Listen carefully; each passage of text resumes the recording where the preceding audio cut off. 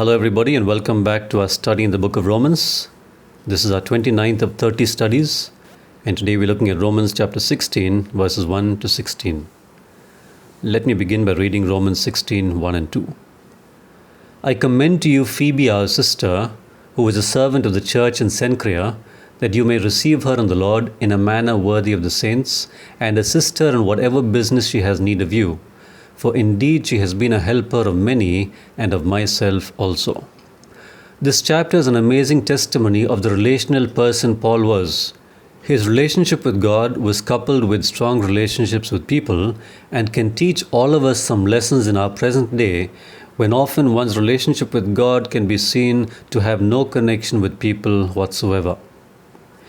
He begins with introducing a lady called Phoebe, who was perhaps bringing the letter from him to the Roman believers. He refers to her as sister, indicating that she was a Christian believer. He also refers to her as a servant of the church in Cenchrea. The word used here is diakonon, which is also used to refer to the word deacon. This also indicates that she was actively involved as a deacon in the church in Cenchrea. He asks two favors of the Roman believers, the first being to receive her in the Lord in a manner worthy of the saints, meaning that they welcome her just as they would welcome any other Christian believer. The next thing he asks of them is that they assist her in whatever business she has need of them. We are not aware what business she would have had, for which she would have required assistance, but he asks them to help in whatever it was she was doing. He then mentions something more about Phoebe. He says that she had helped many people, including himself. Not only was Phoebe a deacon, but seemed to be a helpful person to many people as well. Romans 16, 3-5. Greet Priscilla and Aquila, my fellow workers in Christ Jesus, who risked their own necks for my life, to whom not only I give thanks, but also all the churches of the Gentiles. Likewise greet the church that is in their house. Greet my beloved Epaenetus, who is the first fruits of Achaia to Christ. Paul then asks them to greet Priscilla and Aquila, whom he refers to as his fellow workers in Christ Jesus, meaning that they worked together in sharing the gospel of Jesus Christ. They were also tent makers like he was. He mentions that they risked their lives for him, and for this both he and all the churches of the Gentiles give thanks. Their relationship must have been so intimate that they were willing to risk their lives on behalf of Paul. He also asks that they greet the church that met in their house.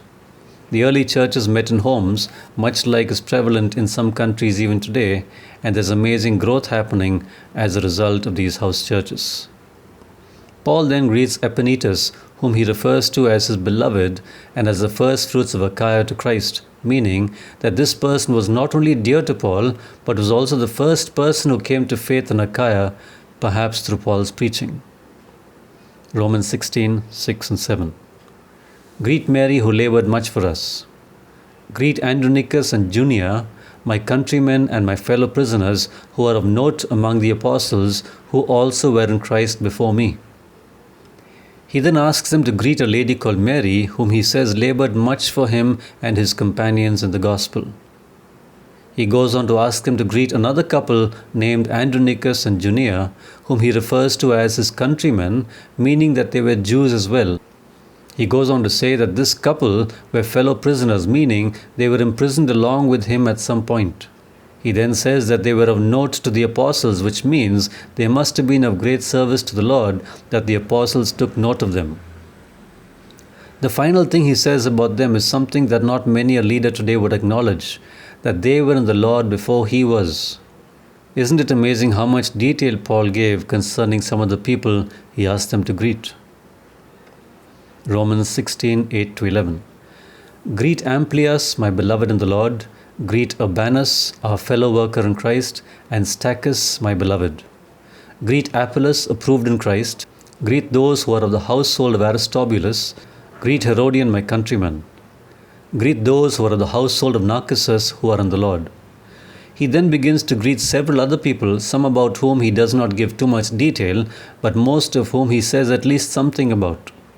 He asks that they greet Amplias, whom he refers to as beloved in the Lord, and Apollos, whom he refers to as approved in Christ.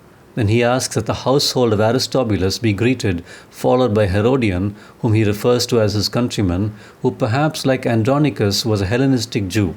He then greets the household of Narcissus, whom he refers to as being in the Lord. Romans 16:12-16.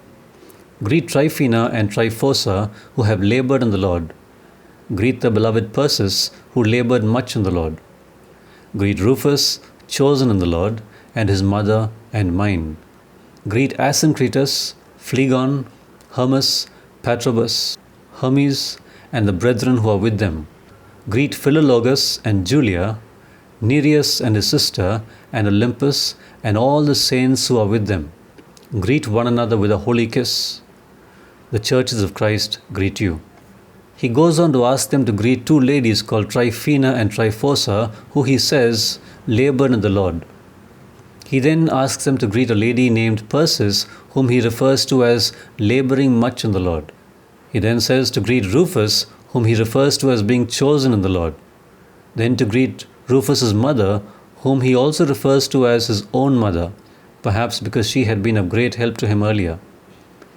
He then mentions a few more names without giving any detail about them, but asks that they greet the brethren along with these people: Asyncritus, Phlegon, Hermas, Parobas, and Hermes. He goes on to greet Philologus and Julia, Nereus and his sister, and Olympus, and includes all the saints with them. Let's remember that when he uses the word saints, he is referring to the believers in Jesus. He concludes by asking them to greet one another with a holy kiss, an expression of his holy affection for them. He then passes on greetings from the churches of Christ. If you are blessed by the study, kindly share it with others. God bless you, and have a good day or night.